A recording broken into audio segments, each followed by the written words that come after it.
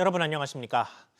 5거래일 만에 하락 전환에 4,200선을 반납한 코스피가 계속해서 커지는 외국인 매도세로 하락폭을 더 키우고 있습니다. 안 그래도 최근에 상승장이 부담스러웠던 시점, 도널드 트럼프 미국 대통령이 던진 악재에 시장이 더 예민하게 반응하는 모습인데 트럼프 대통령 소식 자세히 짚어보기 전에 시장 상황부터 보겠습니다. 이정민 기자. 네, 이정민입니다. 네, 마감 앞두고 있는 코스피 얼마나 떨어졌습니까? 네, 오후 2시 50분 현재 코스피는 전장보다 약 2.3% 내린 4,120선 초반에서 거래되고 있습니다. 어제 사상 최초로 4,200선을 넘겼던 코스피는 외국인의 2조 2천억 원, 기관의 4,300억 원 순매도세에 급락하며 하루 만에 4,200선을 내줬습니다. 특히 어제 신고가를 기록했던 반도체 투톱, 삼성전자와 SK하이닉스가 지수를 끌어내리고 있는데요. 삼성전자는 5%가량 내려 10만 5천 원 선 중반에, SK하이닉스는 6% 가까이 내려 58만 원 선 중반에서 거래되고 있습니다. 도널드 트럼프 미국 대통령이 엔비디아의 최첨단 반도체 블랙웰의 수출 통제 가능성을 시사한 데다 삼성전자가 미국 특허 소송에서 약 2천억 원의 배상 명령을 받았다는 소식이 전해진 영향입니다. 네, 다만 언제나 시장이 그렇듯이 이런 하락장 와중에도 선방하는 종목들이 있죠. 그렇습니다. 반도체주 차익 실현 매물이 나오면서 순환매 유입이 이어지고 있습니다. 미국 테슬라에 3조 원이 넘는 에너지 저장 장치용 배터리를 공급한다는 보도에 삼성 SDI는 3%대 강세를 보이고 있습니다. 같은 2차 전지주인 포스코홀딩스와 LG화학도 1% 미만 오르고 있습니다. 바이오 관련주도 강세입니다. 3분기 적자 축소에 해외 백신 공급 확대 가능성이 점쳐지고 있는 SK바이오사이언스는 17% 오른 5만 9천 원대에 거래되고 있습니다. SBS 비즈 이정민입니다. 이렇게 시장을 끌어내린 트럼프 대통령 발언의 핵심 내용은 엔비디아의 최첨단 칩을 다른 나라에 주지 않겠다는 겁니다. 젠슨 황 엔비디아 CEO로부터 26만 장의 GPU 공급을 약속받은 우리나라 입장에서도 대형 변수가 생긴 건데 구체적으로 어떤 이야기가 나왔던 건지 짚어보겠습니다. 안지혜 기자. 일단 이게 어떤 맥락에서 나왔던 얘기입니까? 네, 트럼프 대통령은 현지 시간 2일 방영된 미 CBS와의 인터뷰에서 엔비디아가 최첨단 반도체들을 중국에 팔도록 허락할 것이냐라는 진행자의 질문에 그렇게 하지 않을 것이라면서 최첨단은 미국 말고는 누구도 갖지 못하게 할 것이라고 강조했습니다. 2일 전용기 기내 회견에서도 비슷한 입장을 밝혔는데요. 중국뿐 아니라 다른 우방국에게도 수출을 통제할 경우 당장 우리나라 역시 영향권에 놓일 수 있습니다. 특히 최근 한국을 찾았던 젠슨왕 CEO가 우리 정부와 삼성, 현대차 등 기업의 그래픽 처리 장치 GPU 26만 장을 공급하기로 약속했는데 이 중 다수가 최신 GB200 그레이스 블랙웰이고 RTX 6000 시리즈도 일부 혼합될 것으로 알려졌습니다. 한국 방문 때 많은 선물을 챙겨가고도 트럼프 대통령이 블랙웰 수출을 통제할 경우 엔비디아는 물론이고 한국 정부와 기업들의 반발도 거세져 양국 간 돌발 변수가 될 가능성이 제기되고 있습니다. 네, 그런데 이 발언과 반대로 트럼프 대통령이 중국과 거래할 의향이 있었다는 소식도 나왔죠. 그렇습니다. 월스트리트 저널에 따르면 최근 부산에서 개최된 미중 정상회담에서 트럼프 대통령은 블랙웰 수출을 허용할 생각도 가지고 있었습니다. 중국 시장을 포기할 수 없는 젠슨왕 엔비디아 최고 경영자가 끈질기게 졸랐기 때문인데요. 하지만 마코 루비오 국무장관과 하워드 러트닉 상무장관 등 주요 참모진들의 거센 반대에 부딪혀서 트럼프 대통령이 끝내 마음을 바꾼 것으로 알려졌습니다. 하지만 트럼프 대통령이 내년 4월 중국 방문을 앞둔 만큼 향후 트럼프 행정부에서 블랙웰의 중국 수출 문제가 재차 논의될 가능성도 완전히 배제할 수는 없는 상황입니다. SBS 비즈 안지혜입니다. 이렇게 지난 에이펙 기간 이재명 정부의 성과 중 하나였던 엔비디아 반도체 공급에 불확실성이 생겼습니다. 이런 가운데 이재명 대통령은 정부 새해 예산안을 설명하는 시정연설에서도 인공지능을 강조했습니다. 최나리 기자, 어떤 이야기가 나왔습니까? 네, 이재명 대통령은 AI 3대 강국 도약을 위한 대전환을 강조했습니다. 직접 들어보겠습니다. 2026년 예산안은 바로 인공지능 시대를 여는 대한민국의 첫 번째 예산입니다. 박정희 대통령이 산업화의 고속도로를 깔고 김대중 대통령이 정보화의 고속도로를 낸 것처럼 이제는 인공지능 시대의 고속도로를 구축해서 도약과 성장의 새로운 미래를 열어야 합니다. 내년도 총 지출은 올해 대비 8.1% 증가한 728조 원으로 편성됐는데 AI 대전환에 올해보다 3배 이상인 10조 1천억 원을 편성했습니다. 이 대통령은 또 방위산업을 AI 시대의 주력 제조업으로 육성한다며 내년도 국방 예산을 올해보다 8.2% 증액했다고 밝혔습니다. 이 밖에 출생률 반등을 위해 아동수당 지급 연령을 만 7세에서 2026년 만 8세 이하까지 확대하는 등 체계 주기별 지원 강화가 이뤄지고요. 수도권에서 거리가 멀수록 더 두텁게 지원하겠다며 수도권 집중 완화와 국토 균형 발전에도 적극 나서기로 했습니다.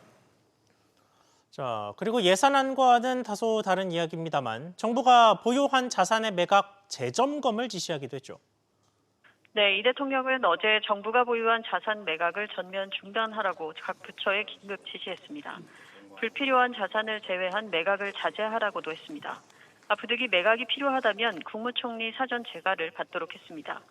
이번 지시는 최근 국정감사 등에서 불거진 국유재산 헐값 매각 논란이 불거진 데에 따른 건데요. 여당을 중심으로는 전 정부의 세수 부족 충당 등을 위한 졸속 매각 가능성이 제기되고 있습니다. SBS 비즈 최나리입니다.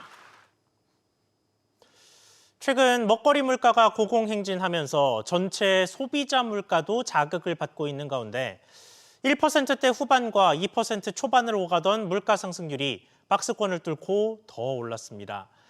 김장철을 앞두고 있어서 앞으로가 더 걱정인데 정부는 김장 재료 수급 안정에 역대 최대 금액을 투입하기로 했습니다. 취재기자 연결해 보겠습니다. 오정인 기자. 일단 지난달 소비자 물가 상승률이 1년 3개월 만에 최대 폭이었습니다. 그렇습니다. 10월 소비자 물가 동향에 따르면 지난달 소비자 물가 지수는 117.42로 1년 전보다 2.4% 상승했습니다. 소비자 물가 상승률은 지난 8월 1.7%까지 내려갔지만 한 달 새 다시 2%대로 올랐습니다. 농축수산물 물가가 3.1%나 오르며 전체 물가를 0.25%포인트 끌어올렸습니다. 이 중 축산물은 5.3%, 수산물은 5.9% 올랐습니다. 가공식품과 석유류도 각각 3.5%, 4.8% 오르며 물가 상승세를 견인했습니다. 자주 구매하는 품목 위주로 구성된 생활 물가 지수는 2.5% 올랐습니다. 네, 그렇다면 정부의 김장철 대책은 어떤 내용입니까?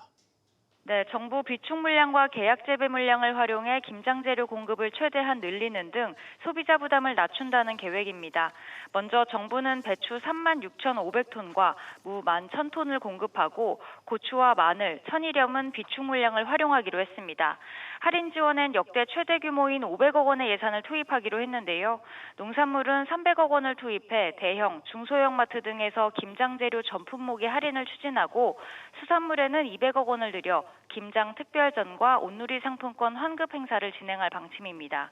이를 통해 소비자들은 최대 50% 할인 혜택을 받게 될 것으로 보입니다. 이 밖에 정부는 김장 재료 원산지 표시 단속과 잔류농약 검사 등 안전성 관리 등도 강화하기로 했습니다. SBS 비즈 오정인입니다. 이렇게 서민들의 생활이 팍팍해지는 사이 어려운 사람들을 사기 공범으로 끌어들이는 보험 사기 수법이 갈수록 고도화되고 있습니다. 최근에는 온라인을 통해서 대출을 내줄 것처럼 광고하다가 결국은 보험 사기를 하자고 유인하는 수법이 대거 적발됐습니다. 주의해야 할 점들을 짚어보겠습니다. 신성우 기자. 네, 신성우입니다. 네, 우선 이런 수법이 얼마나 많이 적발됐습니까?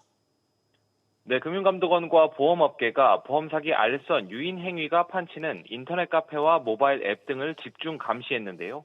혐의자 약 3,700명을 적발, 경찰에 수사 의뢰했습니다. 이들이 편취한 보험금 규모는 약 939억 원으로 추정됩니다. SNS나 온라인 카페를 통해 공모자를 찾고 함께 보험 사기를 저지르는 수법이 많이 사용됐는데요. 대표적으로 브로커 A씨는 온라인 카페에 대출 광고를 게시해 사람들을 유인했습니다. 이후 A씨는 연락해온 문의자들에게 큰 돈을 벌 수 있게 해준다며 위조 진단서를 통한 보험 사기를 제안했는데요. 문의자들은 이에 동조하며 허위 서류를 제출해 보험금을 편취했습니다. 이 밖에 SNS에 단기 고액 알바 광고를 게시해 자동차 고의사고 공모자를 모집하고 보험금 수익을 배분하는 수법도 나타났습니다. 네, 그렇다면 만약 이런 사기 가담 제안을 받았다고 했을 때 어떤 점을 주의해야 할까요? 네, 우선 보험 사기 행위를 알선, 유인, 광고하는 경우 최대 10년 이하의 징역 또는 5천만 원 이하의 벌금에 처할 수 있습니다. 가장 주의해야 할 점은 주도한 브로커뿐만 아니라 동조, 가담한 경우라도 형사처벌 대상이 된다는 겁니다. 특히 허위 진단서 작성 등 사문서 위조가 인정되면 최대 5년 이하 징역 또는 1천만 원 이하의 벌금 부과도 가능합니다. 금융감독원은 보험으로 쉽게 돈을 벌 수 있다고 유혹하는 것은 보험 사기에 해당하니 상담을 즉각 중지해야 한다고 강조했습니다. SBS 비즈 신성우입니다. 내년 서울의 보유세 부담이 대폭 늘어날 거란 전망이 나왔습니다. 새 정부가 공시가격 현실화율 등 각종 세금 관련 수치를 그대로 둬도 주요 지역의 일부 단지는 집값이 워낙 가파르게 올라 1년에 오를 수 있는 한도까지도 세금이 뛸 거란 분석입니다. 윤지혜 기자, 특히나 세금 부담이 커지는 주요 아파트 단지들 짚어보죠.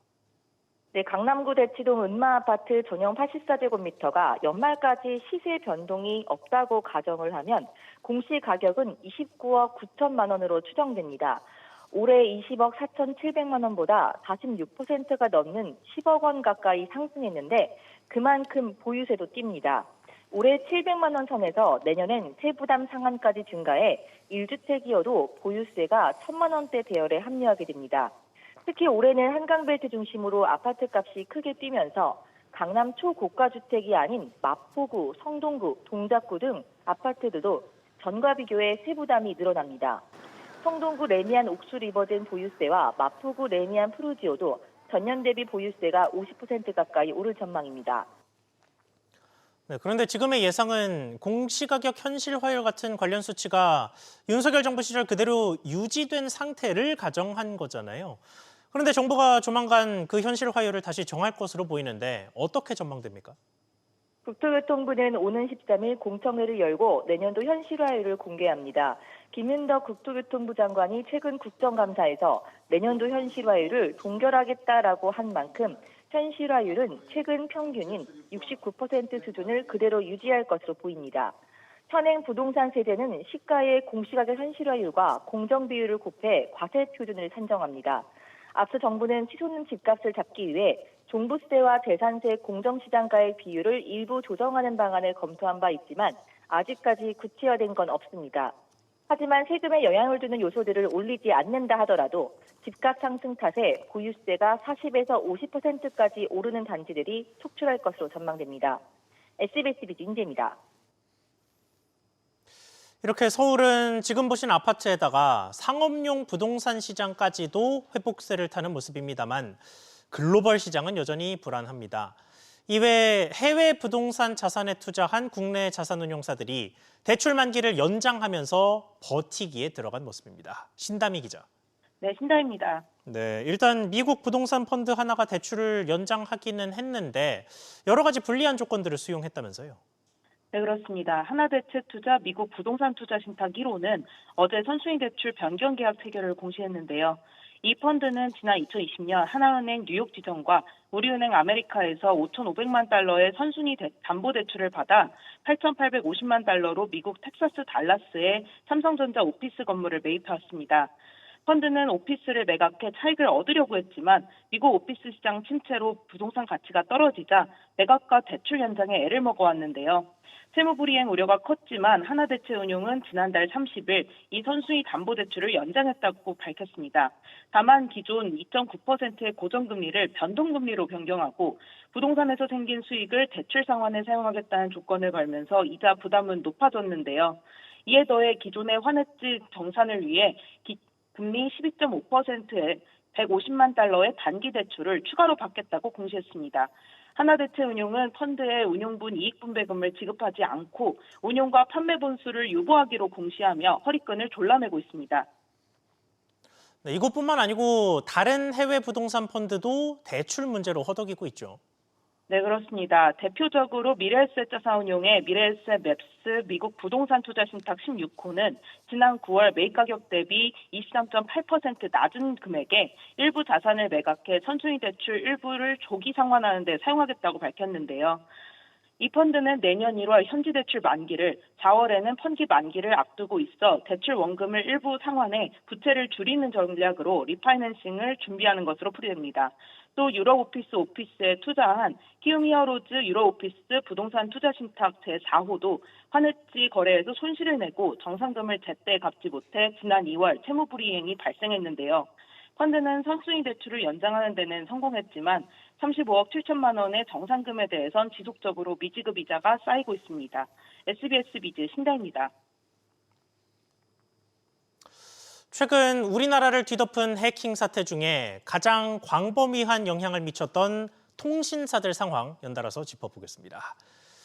우선 무단 소액 결제로 실질적인 금전 피해까지 발생한 KT는 오전에 이사회를 열었습니다. 유심 무료 교체 안건과 함께 대표이사 선임도 논의된 것으로 알려졌습니다. 김한나 기자. 네, 김한나입니다. 네, 우선 현재 김영섭 대표죠. 이분의 거취는 어떻게 되는 겁니까? 오늘 이사회에서는 차기 대표이사 선임 절차 개시 안건이 다뤄질 예정입니다. KT 정관에 따르면 대표이사 임기 만료 3개월 전까지 사회이사 8명으로 구성된 이사 후보 추천위원회를 꾸려야 하는데요. 김 대표 임기가 내년 3월까지인 만큼 위원회는 이번 달 공모 절차를 시작해 사내외 후보군을 구성할 것으로 보입니다. 이번 공모의 최대 관전 포인트는 김 대표의 참여 여부인데요. 무단 소액 결제 사태로 책임론이 불거진 김 대표는 연임 도전에 나설 가능성이 높지 않은 상황입니다. 김 대표는 지난달 국회 국정감사에서 합당한 책임의 사태를 제외하지 않고 있다며 사실상 연임 포기를 시사하기도 했습니다. KT 세노조는 오늘 기자회견을 열고 KT 정상화를 위한 김영섭 퇴진 공동행동을 출범하며 김 대표의 퇴진을 압박하고 있습니다. 네, 하지만 사실 소비자들의 관심은 그게 아니죠. 이사회에서 유심 무상 교체권도 논의된다고요. 네, 그렇습니다. 전 고객을 대상으로 한 유심 무료 교체 역시 안건으로 올라갔는데요. KT를 향한 전방위 압박으로 인해 피해 고객 한정이 아닌 전 고객 유심 무료 교체 가능성에 무게가 실리고 있습니다. 다만 위약금 면제 여부는 이번에도 논의되지 않은 것으로 알려졌습니다. SBS 비즈 김한나입니다. 지난 4월 통신사 해킹 사태의 시작을 알렸던 SK텔레콤은 소비자들과의 분쟁 조정 결과를 받아들었습니다. 인당 30만 원을 배상하라는 중재안인데 SKT는 이를 받아들일지 고심에 들어갔습니다. 김동필 기자. 네, 김동필입니다. 네, 우선 중재안의 자세한 내용부터 전해주시죠. 네, 개인정보보호위원회 산하 개인정보분쟁조정위원회가 어제 전체회의를 열고 SK텔레콤 개인정보 유출 사건의 피해 신청인 3,998명에게 1인당 30만 원의 손해배상금을 지급하라는 분쟁조정안을 결정했다고 오늘 밝혔습니다. 조정안에는 신청인에게 각 30만 원의 손해배상금을 지급하고 개인정보 보호조치 강화를 권고하는 내용 등이 담겨 있습니다. 신청인은 개인이 731명, 집단 분쟁 3건에 3,267명으로 총 3,998명입니다. 분쟁 조정인은 SKT가 유심 인증키 등 민감 정보를 유출한 것에 대해 보호조치 의무를 위반했다고 판단하고 피해자의 불안, 불편에 대한 정신적 손해를 인정했습니다. 이와 함께 SKT의 개인정보 보호 강화와 재발 방지를 위한 내부 관리 계획 수립 이행, 개인정보 처리 시스템의 안전 조치 강화 등 전반적인 개인정보 보호 방안을 마련할 것도 권고했습니다. 자, 그러면 이제는 이걸 SKT가 수용할지가 문제죠. 네, 그렇습니다. SKT는 통지일로부터 15일 내에 수락 여부를 밝혀야 하는데요. 조정안에 강제성이 없는 만큼 한쪽이라도 거부하면 성립되지 않습니다. 만약 SKT가 이를 받아들이면 추후 들어올 조정 신청에 따른 배상액도 고려해야 하는 상황입니다. 현재 조정에 참여한 신청인은 전체의 0.02%에 불과해서 전체 피해자로 이를 확대하면 배상액은 산술적으로 7조 원에 육박할 것으로 보입니다. SKT 측은 회사의 사고 수습과 자발적이고 선제적인 보상 노력이 충분히 반영되지 않아 아쉽다라면서 관련 내용을 면밀히 검토한 뒤 결정할 것이라고 전했습니다. SBS 비즈 김동필입니다. 검찰이 유상증자 과정에서 부정거래를 한 혐의를 받는 고려아연과 주관증권사들에 대한 강제 수사에 나섰습니다. 서울남부지검 금융증권범죄합동수사부는 고려아연 본사에 더해 유증주관사였던 미래에셋증권과 KB증권, 하나은행의 일부 부서에 대해 압수수색을 진행했습니다. 검찰은 고려아연이 지난해 10월 2조 5천억 원 규모의 유상증자를 발표하는 과정에서 자본시장법을 위반했는지와 유상증자 주관 증권사들이 위법 행위에 관여했는지 등을 들여다보고 있습니다.